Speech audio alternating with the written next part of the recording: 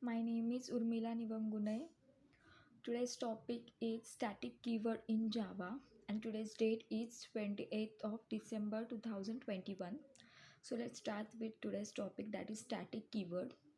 In Java, static is a keyword or we can say reserved word. Static is basically keyword used to make variables, methods or block as a static. There are many two types of modifiers in Java. First one is access modifiers and second one is non-access modifiers. Then static is a non-access modifiers. It's a special keyword used to make variables, methods and block as a static.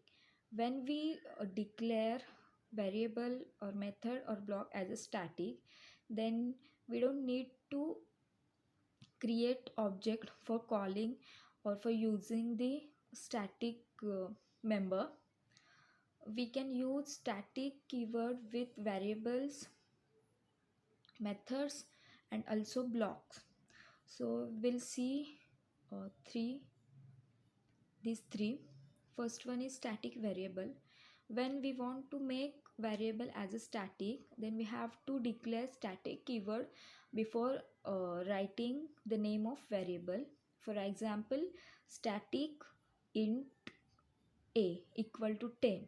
That means variable a is static and we can use this variable throughout the class without helping or without creating object.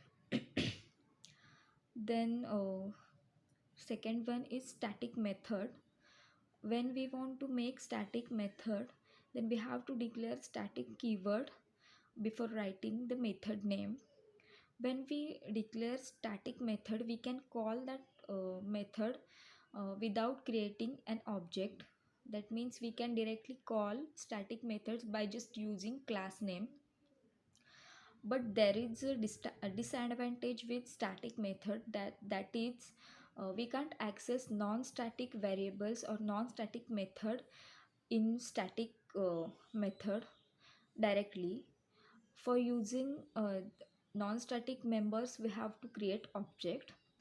And then second one is we can't use this and super keyword in static method.